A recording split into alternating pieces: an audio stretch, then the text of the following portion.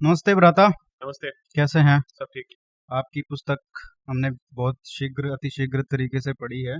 पहले तो बहुत बहुत congratulations thank you. On a wonderful book. Thank you. बहुत मज़ा आया पढ़ के और बहुत लोगों को काफ़ी कुछ सीखने को मिलेगा।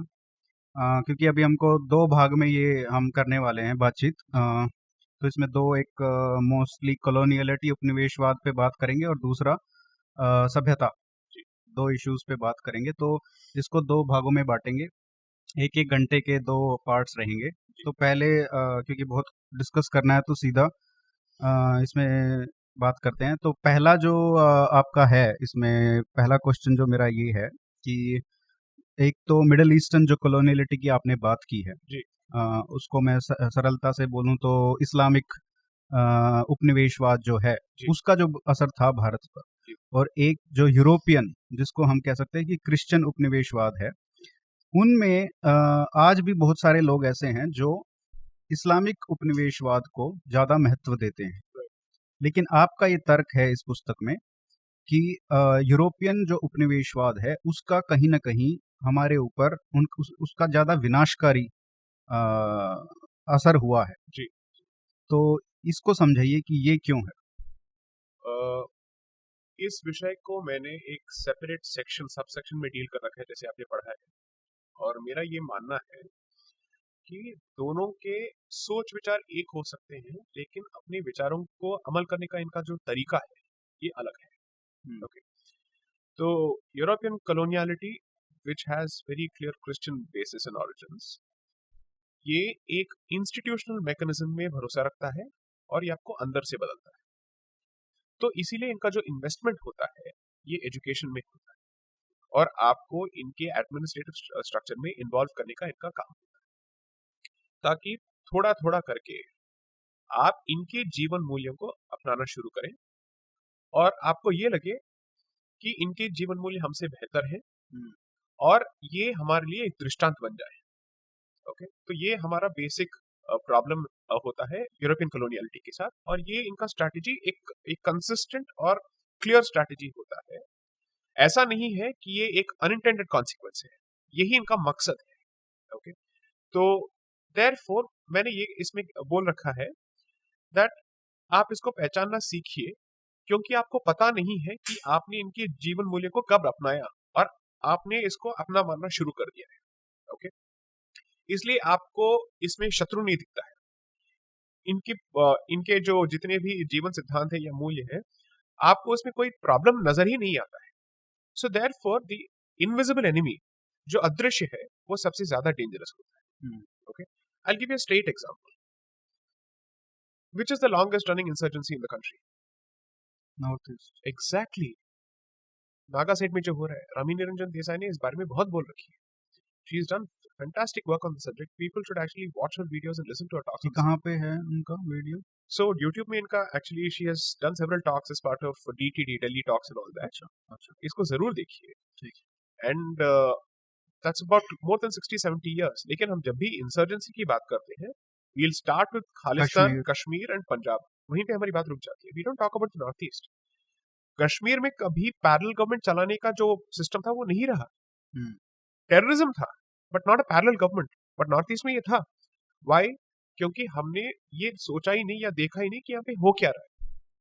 अब इन स्टार कॉन्ट्रास्ट आप let's say middle eastern coloniality की अगर बात करना आप शुरू करेंगे, तालिबान आपको अभी एक एग्जांपल दे रहा है कि तब क्या हुआ होगा। बुक जलाओ, लाइब्रेरी जलाओ, औरतों को सेक्स स्लेव्स बनाओ। आईसिस ने हमें पूरा एक ट्रेलर नहीं, प्रॉपर मूवी दिखा दिया। Hmm. Okay. So this is exactly what happened before. तो जब ये होता है, किसी भी समाज के पास दो विकल्प होते हैं, चुप रहो, सहन कर लो, मर जाओ, या कन्वर्ट हो जाओ, या तलवार उठाओ। यही आपके रास्ते होते हैं। तो हमने तलवार उठाना शुरू कर दिया था पहले से ही, क्योंकि हम लोग पृथ्वीराज सिंह चौहान और बाकी लोगों की बात करते हैं, लेकिन बप्पा रावल तो उससे पहले भी लड़ चुके थे। ओके। उन्होंने उनको खदेड़ खदेड़ के उनको और भी दूर कर दिया था। We don't talk about the victories, we always talk about the defeats. 300 साल तो लगे थे हाँ हाँ, सिंध क्रॉस करने में। एब्सोल्युटली। एक्चुअल वेव्स जो शुरू हुए थे ओनली आफ्टर द 11th सेंचुरी। हम्म। तब तक तो हमने उनको रोक रखा था to a significant extent. Okay. Sindh के बाद तो बहुत हुआ था। For about 3 centuries there was not that kind of a frequency. Hmm. So the difference is एक जो मेंटालिटी है आपको खत्म करने में लगी है और वो खुल के ये करती है तलवार उठा के, और दूसरी जो मेंटालिटी है, दोनों का मकसद आपको कन्वर्ट करना है या मारना है, लेकिन दूसरी का जो मेंटालिटी है उसको लगता है कि आपको बचाना है आपके धर्म से, क्योंकि आपका धर्म इनके हिसाब से ये एक अंधकार है, ओके, जिसके गर्तों में आप डूबे पड़े हैं और आपको बचाना है और आपको उठाना है, ओके। तो वो आपको सुधारने के इस नाम से और आपका रिफॉर्म करने के नाम से इंस्टीट्यूशंस एस्टैब्लिश करेंगे, थोड़ा थोड़ा करके आपको बदलेंगे। So therefore my entire position is, अगर आपको इस्लामिस्ट लेट्स से रेडिकलिज्म के बारे में डिस्कस करना है जरूर कीजिए, लेकिन आज के डेट में ये जरूर आप सुन लीजिए और आप समझ लीजिए कि इस्लामिस्ट रेडिकलिज्म और जिहादी आइडियोलॉजी जो है वो यूरोपियन मॉडल्स को अपना के उसी टेम्पलेट से अपने लेट्स से एजेंडे को आगे कर रहा है। So for a simple reason, अब आप जितने भी अमेरिकन इस्लामिस्ट हैं जो कैर में है या फिर any of the citizen lab, ये लैब वो लैब एंड ऑल दैट, और डाइवर्सिटी लैब जो भी है वहां पे, उन्होंने यूरोपियन मॉडल्स को पूरी तरह से अपना के उन सैनिटाइज्ड वेज से अपने पूरे आइडियोलॉजी को एडवांस करना शुरू किया है। तो सबको समझ में आ चुका है कि secularism, human rights, civil liberties, gender rights, equality के नाम पे आप अपने एजेंडे को चलाइए, okay. So today, imagine someone who believes in destruction of your temples, your places of worship, and your places of learning, and has decided to adopt the European model. He is also giving a backhanded compliment to European institutions. Okay? So therefore, it is extremely important to understand कि आज आपको Islamic invasion of India के बारे में रोकने से कौन बात कर रहा है? यूरोपियन कॉलोनियलिटी आपको रोक रहा है, क्योंकि उसका जो सेक्युलरिज्म है या सेक्युलरिज्म की परिभाषा है ये आपके आड़े आ रहा है। तो इससे पहले भी जब मेरी एक बात संजय दीक्षित जी से बात हुई थी, मैंने कहा था वेरी क्लियरली कि आप लेफ्ट को, मार्क्सवादियों को और इस कॉलोनियलिटी को थोड़ा हटाइए इस पूरे इक्वेशन से, and you will be able to discuss the aspects of history even more openly. एक बार जयपुर डायलॉग में इनको बोला था, आपके और सत्य के बीच में यही खड़ा है और वो हम पहचान नहीं पा रहे। ये आपको अपने भूत को एक्सेस करने से रोक रहा है। You are not able to access your past, क्योंकि आपके दिमाग में एक फिल्टर बैठ चुका है, ओके। और आपने इसको यूनिवर्सल वैल्यूज का दर्जा दे दिया है। यूनिवर्सलिज्म का जो भूत आपके सर पे चढ़ा है आज तक वो उतरा नहीं है, क्योंकि आपके एजुकेशन सिस्टम ने उसको अच्छे से आपको ड्रिल कर दिया है, ओके, कि हर समाज में, हर देश में, हर कल्चर में, हर संस्कृति में, हर सभ्यता में एक ही तरह के मापदंड होते हैं, उसका जो स्रोत होता है वो एक ही होता है। नहीं होता है, कल्चर का एक्सपीरियंस अलग होता है, हर सोसाइटी का एक्सपीरियंस अलग होता है। तो प्रॉब्लम ये होता है जब ये स्टेटमेंट हम देते हैं तो वो मॉरल रिलेटिविज्म की बात कर लेते हैं। सब्जेक्टिविटी और मॉरल रिलेटिविज्म के बीच का अंतर ये अभी तक समझ नहीं पा रहे, तो इनको इमीडिएटली आर्गुमेंट आएगा, अच्छा तो कल आप इसके बेसिस पे अनटचेबिलिटी को भी जस्टिफाई कर देंगे, आप सती प्रथा को भी जस्टिफाई कर देंगे, आप डाउरी मैकेनिज्म्स को भी जस्टिफाई कर देंगे। यही आता है, यही सीधा आता है। इनको बात समझ में नहीं आ रही है। हम उन सारी चीजों को जस्टिफाई करने की बात नहीं कर रहे हैं।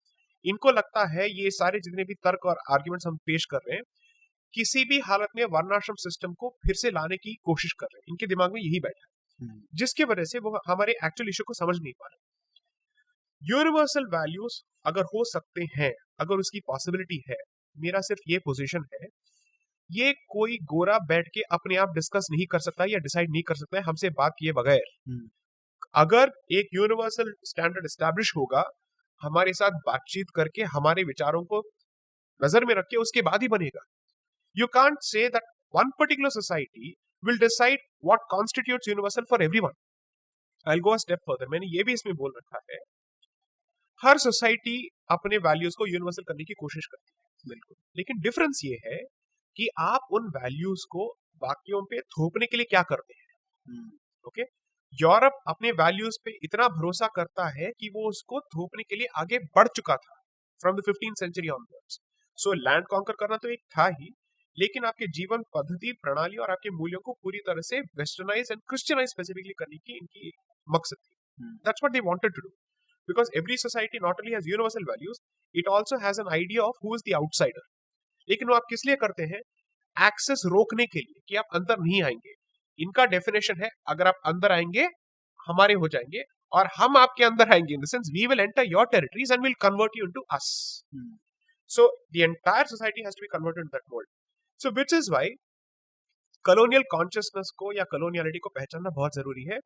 एंड बहुत सारे लोगों के मन में ये है कि ये पोस्ट मॉडर्निज्म की पैदाइश है, ये पोस्ट कॉलोनियलिज्म की पैदाइश है। It's exactly the opposite. That's what the literature says. So तो इसमें यही कह सकते हैं कि जो इस्लामिक उपनिवेशवाद है जी, वो सिर्फ लैंड ऑक्युपाई करता है या मार काट के आपके आपके जीवन को या आपको कन्वर्ट कर लेता है। प्रॉपर्टी एंड वॉर बूटी। हाँ, और जहाँ तक यूरोपियन और क्रिश्चियन उपनिवेशवाद की बात आती है तो वो आपके दिमाग को बदलता है, करेक्ट, बिना आपके धर्म को बदले। करेक्ट। मतलब आपके धर्म की परिभाषा ही बदल दी, आपकी जीवन पद्धति बदल दी, तो फिर नहीं, ये आप पहले आपके धर्म को परिवर्तन करने की कोशिश करता है, लेकिन अगर आपके तरफ से रेजिस्टेंस आता है तो आपके धर्म की परिभाषा को बदलने की कोशिश करता है। तो फॉर इंस्टेंस आप देखिए ऑस्ट्रेलिया, न्यूजीलैंड, अफ्रीका, जहां पे रेजिस्टेंस हो नहीं पाया या ज्यादा हुआ था लेकिन वो सफल नहीं रहे, वो क्रिश्चियंस बन चुके हैं। Less than 5% or 10% of North America, Latin America, and these countries still retain their indigenous identities. लेकिन अगर हम हैं, लेकिन हमारी जो सोचने की जो let's say our ideologies or let's say our definitions अगर वो बदल चुका है, because वो आपको पूरी तरह से बदलने में सफल नहीं हो पाया है, तो उसने दूसरा स्ट्रैटेजी अपनाया कि हम अभी एक रिलीजन का कॉन्सेप्ट आपके थोपेंगे। So which is why I have also addressed कि रिलीजन का मतलब क्या है और वे ऑफ लाइफ का मतलब क्या है। इस पे भी अभी आएंगे। तो जी, मेरा जो दूसरा सवाल है कि ये जो आपने बात की, चाहे अफ्रीका में तो नहीं, बट साउथ अमेरिका की बात करें या राइट, नॉर्थ अमेरिका की बात करें, ऑस्ट्रेलिया की बात करें, तो वहाँ पे जो मूल निवासी लोग हैं जी, जी, जो वहाँ पे रहते थे और इन्होंने उनको मार के या ख़त्म करके वहाँ पे कब्जा किया, जी, वहाँ पे क्या है कि वो लोग अभी बोलना शुरू तो कर दिए हैं, जो थोड़े बहुत बचे हैं, जी, 1000 2000 जो भी, ज़्यादा पॉपुलेशन तो है नहीं, तो उन्होंने बोलना तो शुरू कर दिया है। लेकिन वहाँ से जो स्कॉलरशिप आ रही है वो सारी की सारी रेस पे बेस्ड है, करेक्ट, इन द सेंस कि सब लोग ये कहते हैं कि ये श्वेत थे और हम अश्वेत थे, जी, इसलिए हमारे ऊपर हमला करके हमारी सभ्यता को खत्म किया। जी, जी, ये कहीं ना कहीं आपने इस पुस्तक में ये तर्क दिया है, दूसरे स्कॉलर्स को भी कोट करके, कि सिर्फ रेस पे फोकस करना ही पूर्णतः इसको कवर नहीं कर पाएगा। करेक्ट, इसमें हमको रिलीजन, जो क्रिश्चियन रिलीजन है, जी, उसके ऊपर बात करनी पड़ेगी। करेक्ट, करेक्ट, करेक्ट, तो इसमें जो यूरोपियन जो हम उपनिवेशवाद की बात करते हैं वो कहाँ तक क्रिश्चियन रिलीजन से इंस्पायर्ड है? जी। तो मैं आपके पहले आई मीन उदाहरण का मैं एक let's say विश्लेषण कर देता हूँ, विच इज नॉर्थ अमेरिका में दो कम्युनिटीज हैं। एक है अफ्रीकन अमेरिकन और दूसरे हैं अमेरिकन इंडियंस। ठीक है, अमेरिकन इंडियंस सिग्निफिकेंटली जितने भी बचे हैं उन्होंने अभी तक क्रिश्चियनिटी को अपनाया नहीं है। ठीक है, थोड़े बहुत लोगों ने शुरू कर दिया है लेकिन उन्होंने अपनाया नहीं है। अफ्रीकन अमेरिकन जब भी बात करते हैं वो सिर्फ रेस की बात करते हैं बिकॉज ये क्रिश्चियन बन चुके हैं। So look at the distinction between जो मूल निवासी है अमेरिका के, वो किस नजरिए से देखते हैं और उनका जो देखने का लेंस क्या होता है, और अफ्रीकन अमेरिकन का लेंस क्या होता है। जिसने अपना धर्म खो लिया वो सिर्फ रेस की बात करता है, और जिसके पास अपना धर्म अभी तक बाकी है वो दोनों चीजों की बात करेगा। So that is the primary issue. तो वहां के स्कॉलर्स जितने भी हैं, in fact specifically Latin American scholars कहते हैं कि क्रिटिकल रेस थियोरी हो सकता है कि उसका अपना एक वैलिडिटी है, लेकिन वो तब तक इनकम्प्लीट है, अधूरा है, जब तक वो क्रिटिकल थियोरी ऑफ रिलीजन पे बात नहीं करता है। ओके, और वो सवाल खड़ा नहीं करता है कि ये जो रेस कॉन्शियसनेस है यूरोपियन का, इसका स्रोत क्या है। तो इसी को उन्होंने लिटरेचर में अच्छे से दर्शाया है कि श्वेत रंग को क्रिश्चियनिटी से इक्वेट कर दिया गया है। जो श्वेत है वो क्रिश्चियन है, या जो क्रिश्चियन है वो श्वेत है। ओके, इसका रीजन क्या है? मनुष्य के अंदर आत्मा अगर है तो तभी वो मनुष्य होता है, और आत्मा जब है तभी आप परमात्मा के साथ बात कर पाते हैं। ये इनका बेसिक आइडियोलॉजी है। और जो श्वेत है उसके अंदर आत्मा है, और जो अश्वेत है उसके अंदर आत्मा नहीं है। स्लेवरी का यही बेसिस है। सो स्लेवरी का एक क्रिश्चियन थियोलॉजिकल बेसिस है कि जिसके बट अंदर स्लेवरी तो और जगह भी बिल्कुल है, रही है। एब्सोल्युटली है, लेकिन इनके स्लेवरी का बेसिस क्या है? That is the basic point. इनका how basic, they justify, how did they justify? इनका बेसिक आर्ग्यूमेंट ये है कि जो नेचर है और जो अश्वेत लोग हैं उनमें और पशुओं में कोई फर्क नहीं है, क्योंकि उनके अंदर आत्मा नाम की कोई चीज नहीं होती है। तो इसलिए अश्वेत लोगों को पशु के तरह हम स्लेव बना सकते हैं और ये हमारे काम के लिए बनाए गए हैं, उन्हें हमें डोमेस्टिकेट करने के लिए भगवान ने भेजा है। ये इनका बेसिक आर्ग्यूमेंट होता है। तो जैसे लोग अब आजकल जानवरों के प्रति जो इनका होता है जी जी बिहेवियर मोस्टली लोगों का, करेक्ट, वही उनके प्रति भी था। इनका एग्जैक्टली यही था कि अश्वेत लोगों में, नेचर में, पशु पक्षियों में और लेट्स से पेड़ों में कोई फर्क नहीं होता है, कोई अंतर नहीं होता है। जैसे आप उनको मार के खा सकते हैं, ऐसे भी इनके साथ कर सकते हैं, कुछ भी कर सकते कुछ भी कर सकते हैं। So this is one. So ये जो लिटरेचर है बहुत ही क्लियर है दैट इनका एक क्रिश्चियन थियोलॉजिकल बेसिस होता है इस पूरे चीज को जस्टिफाई करने का।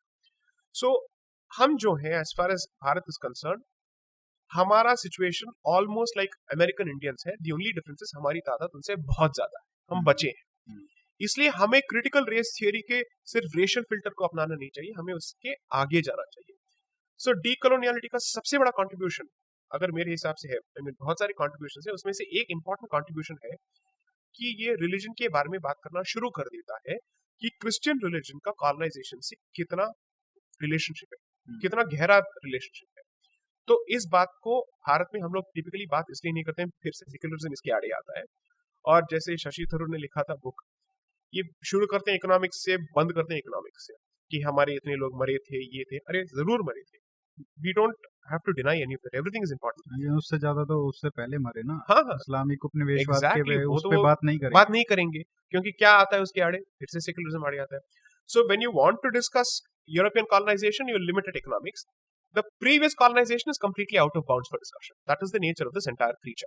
Okay, so which is why अगर हमें सिर्फ ये सवाल अपने आप से करना चाहिए, हमारे दिमाग से अगर ये फिल्टर निकल गया, कॉलोनियलिटी का, उपनिवेशवाद का अगर फिल्टर निकल गया, ओके, तो हमारे सोचने के तरीके में अंतर आएगा कि नहीं आएगा?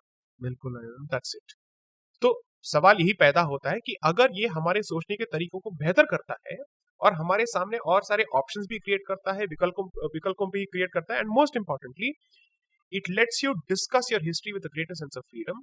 According to me, whether it is monumentally better or not, it is certainly incrementally better.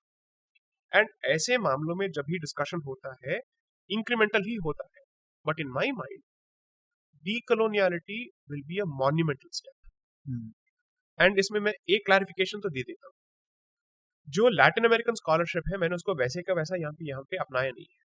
मैंने कहा है कि आपकी मिस्टेक्स क्या है कि आप रिलीजन के बारे में अभी भी आप भी खुल के बात नहीं कर रहे हैं, क्योंकि रिलीजन की करेंगे तो फिर उनका खुद का वही रिलीजन है। एब्सोल्युटली उनको बात करना पड़ेगा। जो क्रिश्चियन स्कॉलर्स है वो अपने रिलीजन के बारे में जितना बात करेंगे, थोड़ा हिचकिचाहट तो होगी ना। So basically I am saying वो आप काम नहीं करेंगे क्योंकि हम विक्टिम्स हैं आपके सोचने के तरीके का, हम बात करेंगे इसके बारे में। सो मैंने उनके बेसिक ढांचे को तो अपनाया है, लेकिन उसको मैंने इंडियनाइज किया है। I have made it as भारतीय एज पॉसिबल। इसमें एक और जो मुख्य बात आपने बताई है इसमें ये है कि जैसे जो आज के राज्य और राष्ट्र की जो परिभाषाएं हैं, जी जो बने हैं, आपने उसका भी जो स्रोत है वो भी आपने यूरोपियन या क्रिश्चियन उपनिवेशवाद से जोड़ा है। करेक्ट। उसको कैसे बताएंगे? सो आजकल ये बहुत चर्चा, क्योंकि ये आजकल एक तरीके से कह सकते हैं कि buzzword सबने बन चुका है। पूरे विश्व में सब मान चुके हैं इसको। जी कि नेशन स्टेट का एक कॉन्सेप्ट जो है वो हर जगह पे हो चुका है। अभी सिविलाइजेशन स्टेट की बात फिर से छिड़ गई है only because of let's say China and India, Turkey, थोड़ा बहुत टर्की के बारे में बात हो रही है, अभी भारत की बात शुरू हो गई। तो द थिंग इज, एक फैशनेबल ट्रेंड को अपना के उसको बज़वर्ड में रिड्यूस करना एक चीज होता है, लेकिन उसके जितनी भी परतें हैं उसको ठीक से समझना इंपॉर्टेंट होता है। तो मैंने ये कहा है कि नेशन स्टेट अगर हम नहीं है तो हम क्यों नहीं है और इसका ओरिजिन क्या है, और अगर हम ये नहीं है तो हम क्या है। These are the basic questions I try to address. Nation state का जो कॉन्सेप्ट है, ये रेफर्मेशन से इसको आप अलग नहीं कर सकते, प्रोटेस्टेंट रेफर्मेशन से। क्रिश्चियन वर्ल्ड में प्री कैथोलिक सोसाइटी या let's say pre Protestant Europe का जो सिचुएशन था, एंड रेफर्मेशन के बाद इनके जो पॉलिटिकल डेवलपमेंट्स और रिलीजियस डेवलपमेंट्स को पूरी तरह से डिवोर्स नहीं कर सकते हैं। Politics and religion went hand in hand significantly because it ultimately led to what, जो भी पहले यूरोपियन सिविलाइजेशन के भाग थे in the form of principalities, princely states and all that, यही बाद में जाके फ्रांस, जर्मनी ये सब बने थे, Netherlands and all that, they became nation state subsequently. लेकिन ये इसलिए नेशन स्टेट बने थे क्योंकि इनके रिलीजियस फ्रीडम को पूरी तरह से कैथोलिक चर्च ने कंट्रोल कर रखा था रेफॉर्मेशन के पहले। तो रेफॉर्मेशन के बाद ये हुआ था कि जिसका जो भूखंड होगा वो डिसाइड करेगा कि वो क्रिश्चियनिटी के कौन से संप्रदाय को मानता है, क्या वो कैथोलिक है या लूथरन है या प्रोटेस्टेंट है, ये डिसाइड करने का अधिकार उसको मिलेगा। और रिलीजियस माइनॉरिटीज को कैसे डिफाइन किया गया था, वो क्रिश्चियन ही होंगे लेकिन ये सांप्रदायिक माइनॉरिटीज होंगे, मतलब क्रिश्चियनिटी के अंदर ही। तो freedom of religion and treatment of national minorities where also definitions and discussions within the Christian world. And जब भी हम सेक्युलरिज्म की बात करते हैं हम ये भूल जाते हैं, यहां पे सेक्युलरिज्म का ये बोला गया था कि चर्च के आइडेंटिटी के साथ या रिलीजन के साथ स्टेट खिलवाड़ नहीं करेगा, that is the meaning of secularism. So separation doesn't mean कि स्टेट का अपना कोई आइडेंटिटी नहीं होगा, उसका अपना कोई let's say what is the word for identity in Hindi, पहचान नहीं होगी। ओके, स्टेट की अपनी पहचान होगी, जरूर होगी कि वो क्रिश्चियन है और उसके अंदर कौन से संप्रदाय की होगी, लेकिन उसके बाद चर्च के लेट्स से मामलों में वो दखलंदाजी नहीं करेगा, हस्तक्षेप नहीं करेगा। Okay, that is the meaning of secularism. Therefore secularism is not secularism, it is Christian secularism. इस बात को जेकब डी रूवर, बाल गंगाधर बहुत अच्छी तरीके से ये दर्शाते हैं, एंड इस बात को डीकोलोनियल स्कॉलरशिप के जितने भी लैटिन अमेरिकन स्कॉलर्स हैं ये इको करते हैं। Okay, so in fact at one stage मैंने यही कहा था, वहां पे पैरेलली एक डीकोलोनियल स्कॉलरशिप का ट्रैक शुरू हुआ था 1989 में। फिर अराउंड 2000s में बाल गंगाधर जी ने यहाँ पे शुरू किया था इन यूनिवर्सिटी ऑफ केंट अपनी पूरी टीम के साथ, एंड दोनों को एक दूसरे के साथ परहैप्स बातचीत कर लेनी चाहिए क्योंकि दोनों एक ही इशू को अलग अलग नाम से पुकार रहे हैं। हो सकता है कि मेरी तरफ से गलती हो रही हो, नुआंसेस थोड़े अलग हो सकते हैं, लेकिन कॉलोनियलिटी एंड कॉलोनियल कॉन्शियसनेस में फॉर ऑल प्रैक्टिकल पर्पसेस मुझे ज्यादा फर्क तो नजर नहीं आया। सो आई थिंक फ्रॉम अ भारतीय पर्सपेक्टिव डॉक्टर बाल Gangadhar and Jacob D rover के जो जितने भी वर्क्स हैं इसको पढ़ना बहुत ही जरूरी है क्योंकि उन्होंने उसका इम्पैक्ट भारत के सिलसिले में बहुत अच्छे तरीके से लिखा है। जैसे इसमें आपने ये भी दर्शाया, एक बात तो समझ में आती है कि यूरोपियन जो उपनिवेशवाद है उसकी जड़ें जो हैं वो क्रिश्चियनिटी में है। जी जी। लेकिन उसका एक असर ये हुआ है कि जब ये कॉलोनियलिज्म बढ़ा और सब जगह ये लोग गए, वहाँ पे अपने अपने जो मूल्य थे इनके उन्होंने वहाँ पे उसको बढ़ावा दिया। जी। तो वहाँ की जो स्थानीय सभ्यताएं थी, हाँ। चाहे वो भारत में है, चाहे अमेरिकाज में है, अफ्रीका में है, कहीं पे भी, तो उनके ऊपर बहुत असर हुआ है। हम भारत की बात दूसरे पार्ट में करेंगे कि भारत के ऊपर स्पेसिफिकली क्या असर हुआ, लेकिन इन वैश्विक मूल्यों का मतलब इन क्रिश्चियन मूल्यों को वैश्विक मूल्यों में बदलने का जो प्रक्रिया है उसका कितना असर पूरी दुनिया के लोगों पर हुआ है? तो देखिए, यूरोपियन कॉलोनाइजेशन का जो पैमाना है मेरे हिसाब से बहुत कम कल्चर्स कर पाई है। Okay, I don't think even Islamic colonisation इतना था। ओके, जो स्केल है एंड जो इम्पैक्ट है और असर है आपकी वेशभूषा से लेके, भाषा से लेके, आपके सोचने के तरीके से लेके, एजुकेशन, सब कुछ है। सो इतना तो मैं जरूर मानता हूँ कि the most at least in the last 500 years, मैं उसके पहले की बात नहीं कर रहा हूँ, at least in the last 500 years from the 15th century onwards, the most powerful form of cultural domination is European coloniality. इसमें तो कोई डाउट ही नहीं। ओके, नाउ इसका बेसिक इम्पैक्ट उन्होंने हर जगह पे ये किया था कि नेचर के साथ जो मूल निवासियों का रिलेशनशिप था उसको पूरी तरह से बदल दिया। एक है उपनिवेशवाद का जो ऑरिजिन है उसको क्रिश्चियनिटी से ट्रेस करना, लेकिन उससे और पीछे जाएंगे तो क्रिश्चियनिटी का नेचर के साथ क्या रिलेशनशिप है वही सबसे इंपॉर्टेंट है, क्योंकि वो बहुत सारी चीजों को इम्पैक्ट करता है। वो क्या इम्पैक्ट करता है? आपके डेवलपमेंट रिलेटेड इश्यूज को, कि आप नेचर को कितना इंपॉर्टेंस देते हैं जब आप डेवलपमेंट की बात करते हैं। नेचर का रिलीजन के साथ क्या संबंध है? धर्म को आप नेचर से बिल्कुल अलग नहीं कर सकते हैं, लेकिन क्रिश्चियनिटी अपने आप को नेचर से अलग समझती है। Okay, so this is extremely important. So one model of development one model of education. उसका क्या थियोलॉजिकल बेसिस? थियोलॉजिकल बेसिस ये है, so the same point, soul and soulless. हाँ, ओके, अच्छा। सो जिसमें जो जीव है वो वही है जिसके अंदर आत्मा है, बाकी सब निर्जीव है। तो ये आपके एंजॉयमेंट के लिए बनाया गया है, वो एक है। इसी को हम समझते हैं Cartesian dualism, which is to say कि आदमी जो है, या फिर मनुष्य, नॉट आदमी, हम आदम से नहीं आते हैं, हम मनुष्य से आते हैं। ओके, सो मनुष्य जो है वो नेचर का, व्हाट इज द ट्रांसलेशन? प्रकृति। प्रकृति। नेचर जो है या प्रकृति जो है मनुष्य से अलग है, ये उनकी धारणा है। लेकिन हमारा ये मानना है कि प्रकृति यूनिवर्सल है, या फिर वो यूनिवर्सल माँ सेट है, है, उस महा, तरीके से करेक्ट, देखते हैं। और हम उसके एक भाग हैं। तो इसका मतलब क्या है? अगर आप सिर्फ भाग हैं तो simply put in daily language, आप अपनी औकात में रहिए।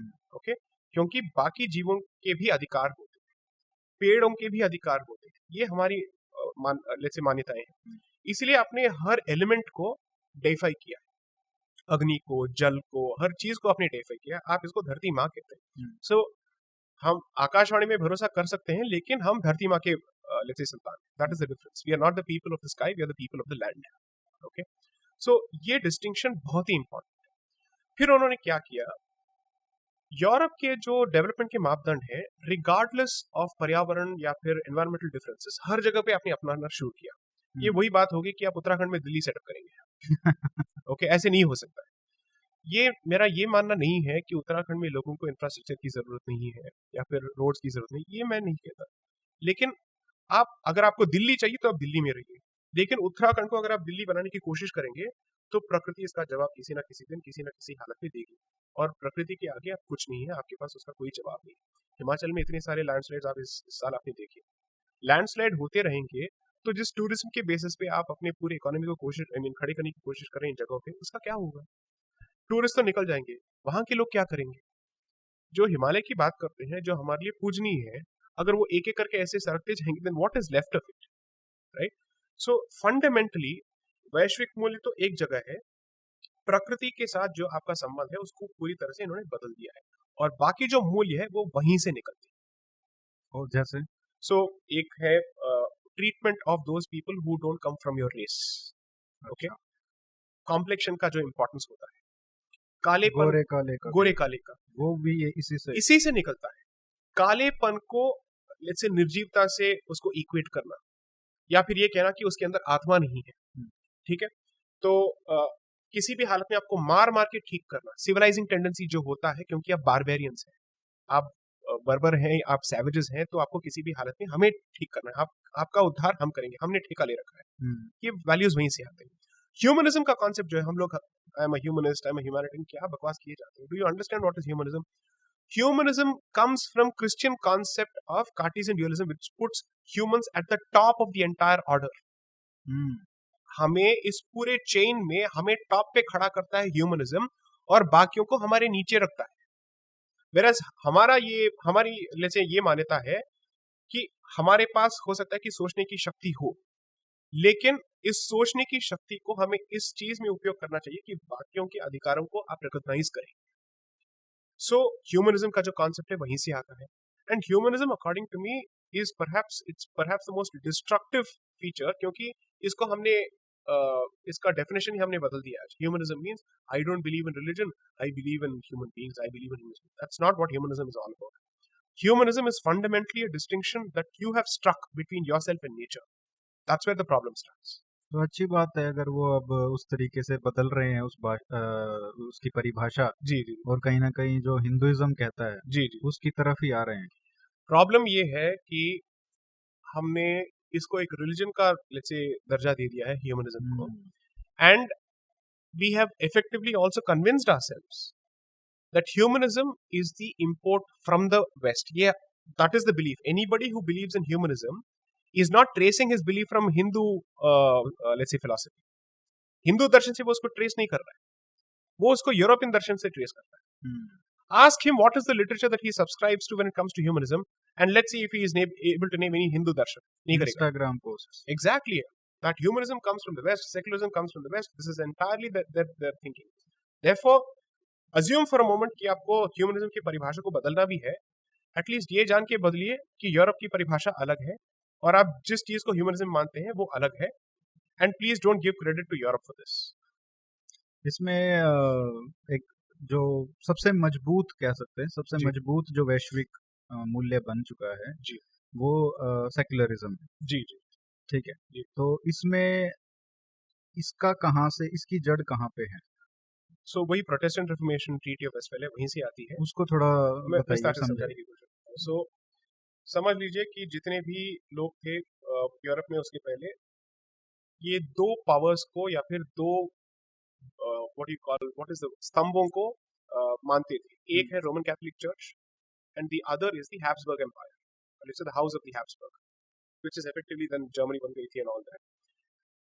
क्रिश्चियनिटी का ठेका इन दोनों ने ले रखा, और जो ये कहेंगे यही क्रिश्चियनिटी होगा।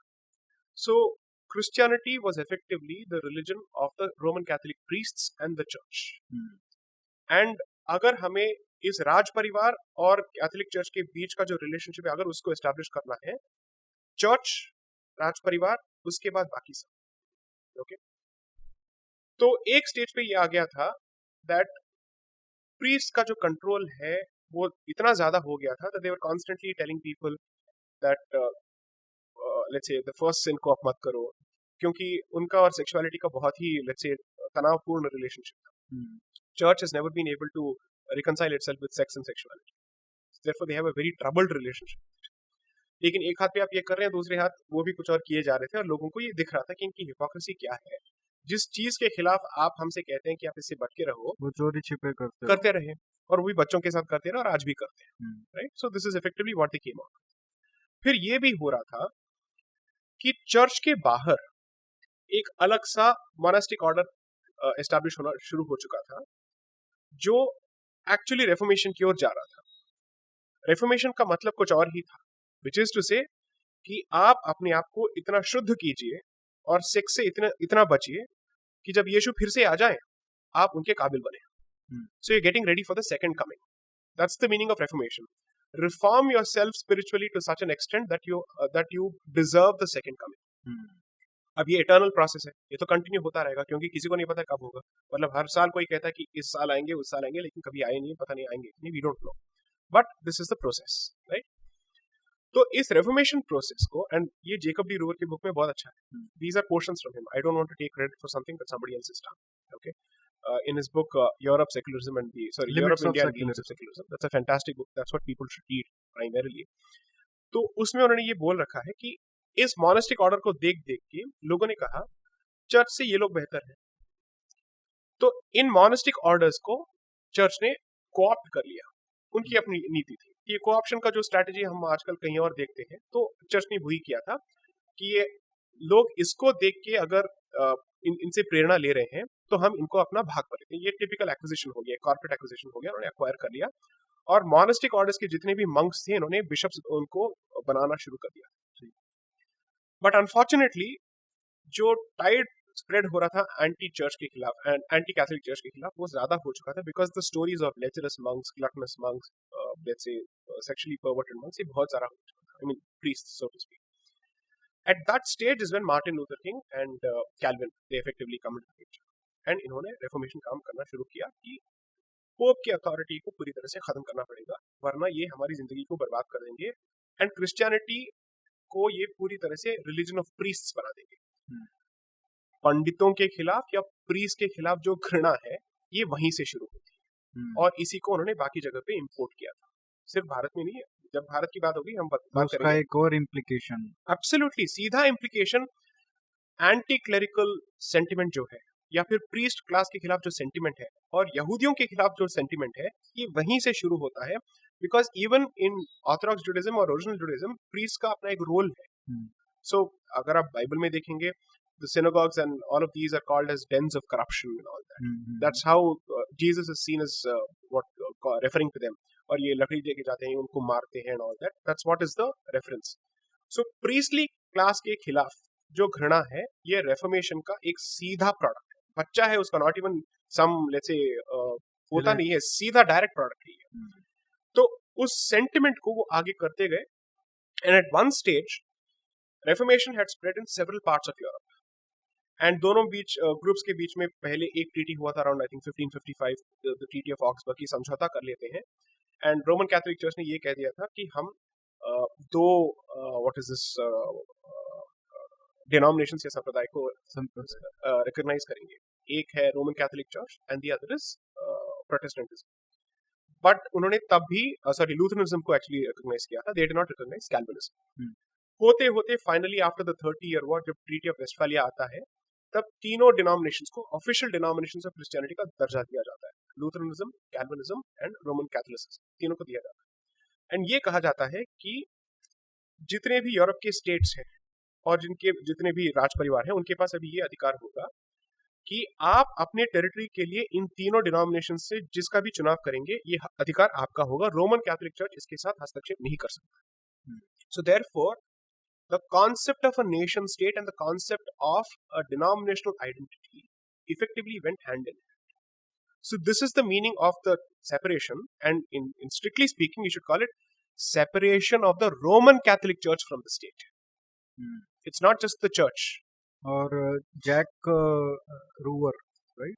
Jacob D Roover ji. So जब मैंने वो पुस्तक पढ़ी थी तो सबसे बड़ा रेवोल्यूशन उसमें ये था कि जो हम मानते हैं कि एक सिर्फ जो क्रिश्चियनिटी में चर्च और स्टेट को सेपरेट करने का जो मूवमेंट है जी, उसका पुश कहीं ना कहीं रिफॉर्मर से आ रहा था जी। लेकिन उसमें उन्होंने ये भी बताया कि जो प्रीस्ट क्लास थी वो खुद ये चाहती थी कि ये सेपरेशन हो, क्योंकि ये जो सेपरेशन है ये आज का नहीं है, 15वीं शताब्दी में नहीं था, ये शुरू से ही जब क्रिश्चियनिटी बना था तब से ही ये सेपरेशन है और वो उसको रीअफर्म कर रहे थे। करेक्ट। बाइबल के दो स्पेसिफिक वर्सेस को उन्होंने उठा के समझाया है that you have something called as the two kingdoms, the theory of two kingdoms, or the doctrine of two kingdoms. That is the worldly kingdom, the other is the spiritual kingdom. And जो worldly kingdom है उसके राजा होंगे राजा, और जो spiritual kingdom के जो राजा है वो भगवान होंगे, और भगवान और लोगों के बीच में खड़े हैं प्रीस्ट्स जो इनका मार्ग जो है प्रशस्त करेंगे। That is the basic assumption. So secularism का जो पूरा ऑरिजिन जो है, अगर कोई कहते हैं कि नहीं इसके नॉन थियोलॉजिकल ऑरिजिन्स हो सकते हैं, नहीं, it comes directly from the Bible and this is not something that is said only by Jacob D rover. इतने सारे रेफरेंसेस उन्होंने दे रखे हैं with the biblical quotes and with the let's say formulation of those theories from the horse's mouth. At least the people who are doing all this, exactly, the leading the revolution, उनके तो सुन लो भाई। exactly, मतलब reformers खुद कह रहे थे। So in fact Martin Luther king के पूरे वर्क को उन्होंने उसमें ट्रांसलेट करके उसका एक एक्सट्रैक्ट डाल रखा है कि इसका बेसिस क्या है।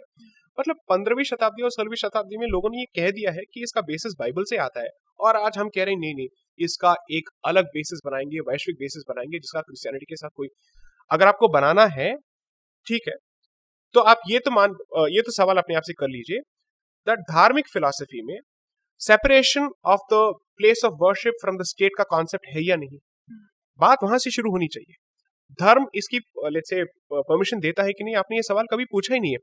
आपने सबसे पहले ये किया कि सेक्युलरिज्म को एक दृष्टांत मान लिया और फिर उसको जस्टिफाई करने के लिए आप धर्म की परिभाषा चेंज कर रहे हैं। तो बेसिकली यही हो रहा है ना कि उनकी तो आपने मान लिया, उसको आपने अपने उस मूल्य को अपना लिया, और फिर आप ये सोच रहे हैं कि मैं अपने धर्म को उनके मूल्यों के थ्रू कैसे चलाऊं। एग्जैक्टली। अब ये एक इंफीरियरिटी कॉम्प्लेक्स है, क्योंकि आप ये मानने के लिए तैयार नहीं हैं कि आपके जो मापदंड हैं या जिन मूल्यों को आप मानते हैं वो बाहर के हैं। ओके, तो आप अपनी सहूलियत के हिसाब से आप धर्म की परिभाषा और अपने रिलीजन को पूरी तरह से आप चेंज करने की कोशिश कर रहे हैं।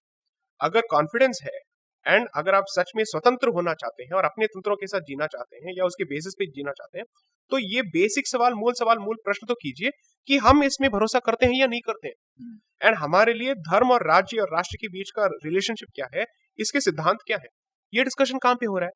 अब ये क्या करेंगे, हमारे फिलॉसफीज को भी लेंगे और उसको सेक्युलरिज्म के ढांचे में किसी भी हालत में फोर्स फिट करने की कोशिश करेंगे, ये प्रूफ करने के लिए कि दिस इज द एंड गोल, ये डेस्टिनेशन है जो सबके लिए आइडियल है। किसी भी हालत में हमारे जितने भी सिद्धांत है उसको उस डायरेक्शन में आप फोर्स करते जाइए। मतलब लंबा आदमी है, चारपाई छोटी है, तो पैर काट the head to fit the hat, period. ये करेंगे। हाँ, तो ये that is the problem with coloniality कि आप मानने के लिए तैयार नहीं है कि आपका बेसिक ढांचा जो है यूरोपियन है। मान लो इस बात को, पूरी दुनिया मान रही है। आप अंग्रेजी में बात कर रहे हैं मैक्सिमम, इससे ज्यादा प्रूफ और क्या चाहिए आपको। आप अपनी मातृभाषा में ठीक से एक सेंटेंस बिना इंग्लिश का इस्तेमाल किए बात कर पाते हैं क्या? बिल्कुल।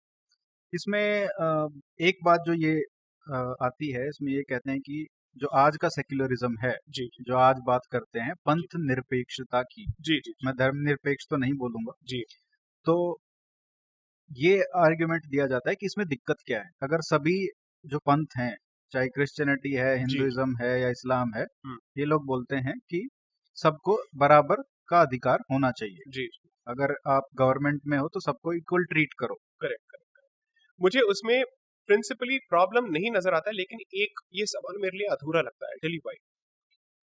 सबको इक्वल ट्रीट करने के लिए क्या आपको अपनी आइडेंटिटी को छोड़ना पड़ेगा? देखिए, इक्वालिटी को इन्होंने अ, एक लेट्स से अब अगर इस ये भी बात आती है, इक्वालिटी और इक्वल राइट्स कहाँ से आते, एब्सोल्युटली ये इक्वालिटी की बात। कंसेप्ट कहाँ से सो आता है? क्रिश्चियन लिबर्टी क्या है, क्रिश्चियन फ्रीडम क्या है, क्रिश्चियन इक्वालिटी क्या है, टॉलरेंस क्या है, पूरा डिस्कशन इसमें हो रखा है on the basis of expert literature. क्योंकि मैं तो इसमें एक्सपर्ट नहीं हूँ, मैंने पढ़ पढ़ के इसमें लिखा है भाई टॉलरेशन इस इतना गंदा कॉन्सेप्ट है, उसमें म्यूचुअल रिस्पेक्ट की बात होती ही नहीं है। टॉलरेशन इज द बाप of secularism, is the precursor to secularism, that is what the literature clearly says.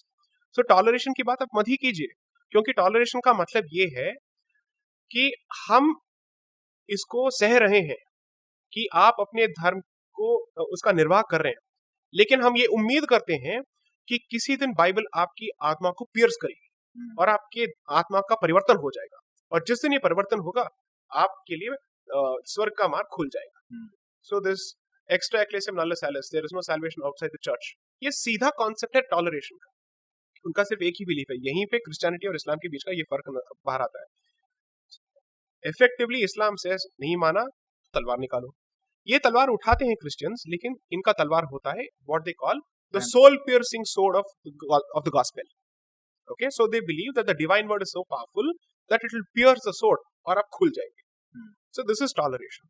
So my entire point is फिर वो पहला जो मैं पॉइंट जी पहले काट दिया था मैंने, जी सॉरी फॉर दैट, तो वो उस पे जो इक्वल ट्रीटमेंट वाली बात। राइट। सो इक्वल ट्रीटमेंट पे अगर आपको इक्वल ट्रीटमेंट भी करना है और आपको यूरोपियन ही रहना है, तो मान लीजिए कि यूरोप में भी every state has a very clear Christian denominational identity and others are given rights to practice subject to the public morality of the majority.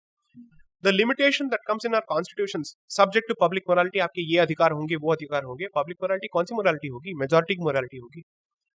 आपको अगर यूरोप का मेथड फॉलो करना ही है तो एटलीस्ट ये तो कर लीजिए, मोरालिटी तो अपनी फॉलो करो, अपनी फॉलो करो, कि मापदंड जो होंगे जिसके बेसिस पे बाकियों की बिहेवियर को जज किया जाएगा, जिसके बेसिस पे लॉस पारित होंगे, वो हमारी मोरालिटी होगी। आप वो नहीं करेंगे। ये कहाँ का इक्वालिटी है और कहाँ की सेक्युलरिज्म है जिसका इजाद आप करने में लगे, ये मुझे समझ में नहीं आ रहा है। नाउ तो भारत के सिलसिले में कैसे हो सकता है? भारत, इसके भी इतने सारे पंथ हैं। अगर क्रिश्चियनिटी में जैसे मैक्सिमम 15 या 20 पंथ होंगे आज के डेट में आफ्टर सो मेनी डिनोमिनेशंस, हमारे तो उससे भी ज्यादा है। तो आर्ग्यूमेंट ये होगा दैट आर्टिकल 26 आपको वहां पे बचाएगा। इसीलिए तो denominational identity is so important for the Hindu धर्म much more than other people, क्योंकि हमारे में इतने पंथ हैं। So according to me equal treatment is possible without sacrificing your civilisational identity. आप अपने आप को धार्मिक सिविलाइजेशन स्टेट कहिए और बाकी लोगों से कहिए कि हम धर्म के हिसाब से आपको यहाँ पे प्रैक्टिस करने देंगे, और जो भी आपकी मान्यताएं हैं या सिद्धांत हैं जो हमारे धर्म को काटता है और जो हमें नीचा दिखाने की कोशिश करता है, वो that will be subject to public morality. So those values and those tenets will not have a place on the basis of public morality. Period.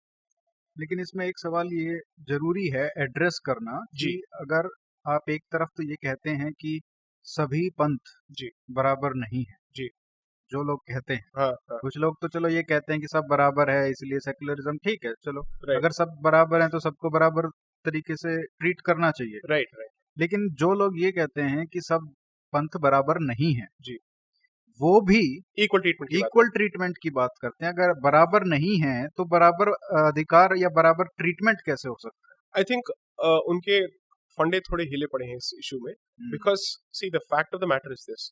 एक हाथ में आप ये नहीं कह सकते हैं कि धर्म की जो परिभाषा है या हमारे जो सिद्धांत है आपके एक्सपीरियंस से बेहतर है।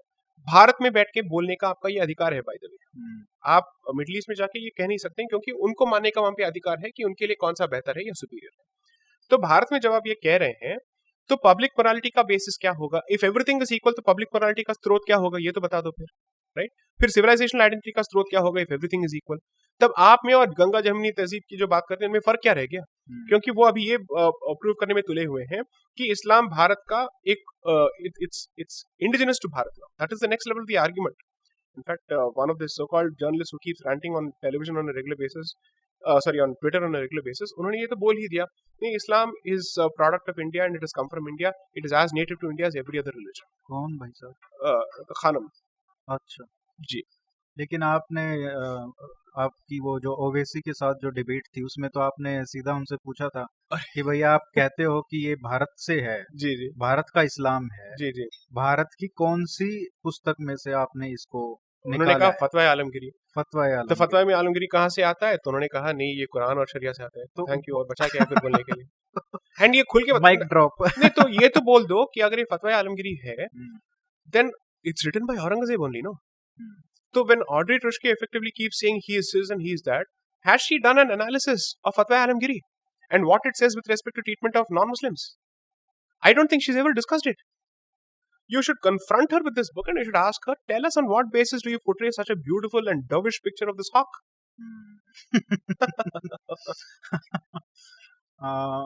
एक और जो आपने इसमें हाईलाइट किया है वो ये कि जो उपनिवेशवाद, जो क्रिश्चियन उपनिवेशवाद है, उसका एक और असर जो हुआ जो कि बहुत हानिकारक था, वो एक मूल निवासी जो हैं वहाँ पे अलग अलग देशों में, उनके और जो नेशनल कम्युनिटी है, जो राष्ट्रीय मेजोरिटी कह सकते हैं जिसको, उनके बीच में जो अलगाव की वो जो दूरी हुई, जी जी, उसको बांटा गया. जी.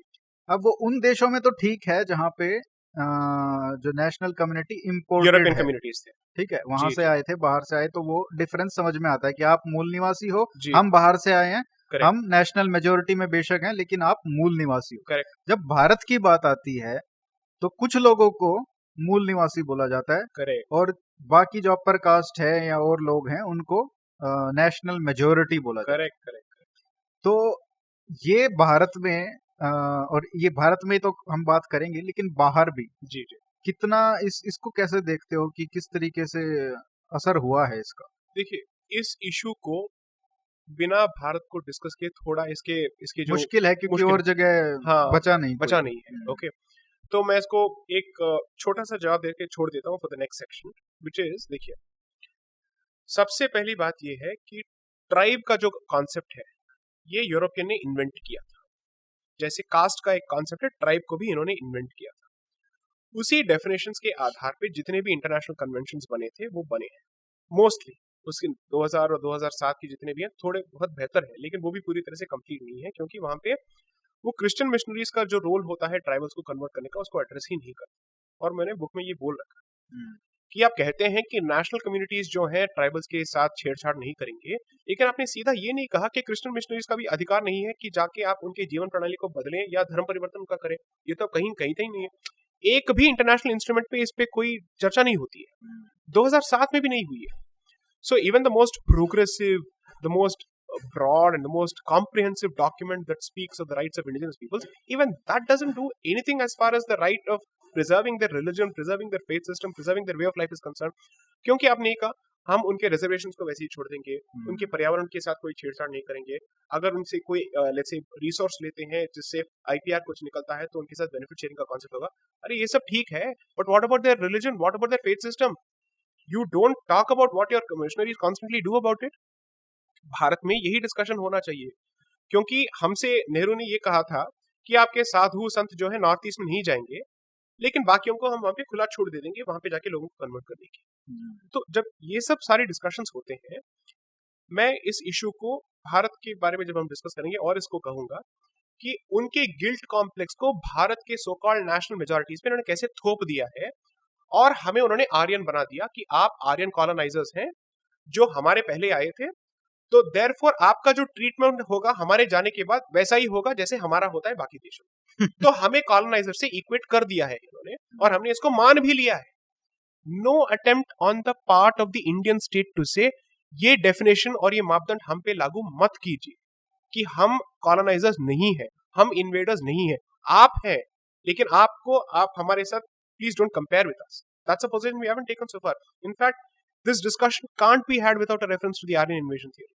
इसमें पॉलिसी लेवल पे कितना असर आता है? सीधा पॉलिसी लेवल पे फर्स्ट ऑफ ऑल आप ट्राइब्स को बाकी कम्युनिटीज के साथ कितना प्रोटेक्ट करना चाहते हैं, एंड ट्राइब्स को आप हमेशा रिलीजियस माइनॉरिटीज के साथ आप इक्वेट क्यों करते हैं. See whenever you have a discussion about tribes, so Dalit, Adivasi and religious minorities, ये क्या कॉन्सेप्ट हुआ? If Dalits and tribes are getting reservation it's only because of their Hindu identity, तो आप इनको रिलीजियस माइनॉरिटीज के साथ क्यों इक्वेट कर रहे हैं? Could they have got reservation under the existing system without them having a Hindu identity? Not possible. लेकिन अगर हम बात करें, अगर जिनको बहुजन बोला जाता है, जी. बहुजन इसलिए बोला जाता है क्योंकि दे आर मेजोरिटी. राइट. ठीक बात है. राइट. लेकिन अगर वो मेजोरिटी में है तो फिर माइनॉरिटी राइट्स तो दूसरे बदल गए ना. Exactly the point. मतलब आप इसको इतना कॉन्फ्लिक्ट करते हैं. See the point is, first of all, numerically they're not in the minority, so first of all they shouldn't be equated with religious minorities. But when you equate them with religious minorities, आपने दिमाग में ये बिठाना शुरू कर दिया कि वो हमारे धर्म के नहीं है और वो हमारे धर्म के परिप्रेक्ष्य से बाहर आते हैं. सो ये एक प्रॉपर एजेंडा बन चुका है, एंड किसी भी डिस्पेंसेशन ने इस बात पे कोई सवाल नहीं खड़ा किया है. आप उनके जीवन प्रणाली को बचाइए, लेकिन वो हो सकता है without treating them as religious minorities. You will treat them as just another panth within the Hindu, let's say, ocean, so to speak. Aren't there any number of Hindu sampradayas which are actually numerical minority? तो इनमें और उनमें क्या फर्क रह गया?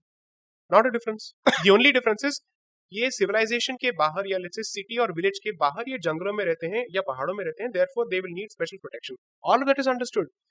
That would be consistent with our own treatment of, let's say, tribal communities. I don't want to call them tribal communities. क्या नाम होगा? जनजाति कहें उनको? जनजाति तो फिर ट्राइबल ही हो गया. तो ट्रांसलेशन ही होगा. Under let's say the Sanskrit treatment they are called the panchamas. पंचमा इसलिए कहते हैं क्योंकि वो चतुर्वर्ण सिस्टम के बाहर है. चतुर्वर्ण सिस्टम आप वहीं पे लागू कर सकते हैं जहां पे विलेज और सिटी के रूल्स लागू होते हैं.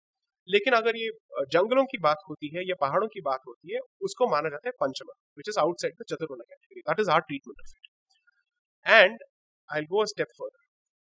जो भी सो कॉल्ड ट्राइबल आइडेंटिटीज हैं, समझ लेते हैं कि हम 5000 साल से हम इनको त्रासित किए जा रहे हैं, ये किए जा रहे हैं, वो किए जा रहे हैं, लेकिन अब भी इनके इतने सारे पॉपुलेशंस बचे हैं. 22 lakhs in Madhya Pradesh alone, largest state with the largest tribal population by the way, अभी तक है.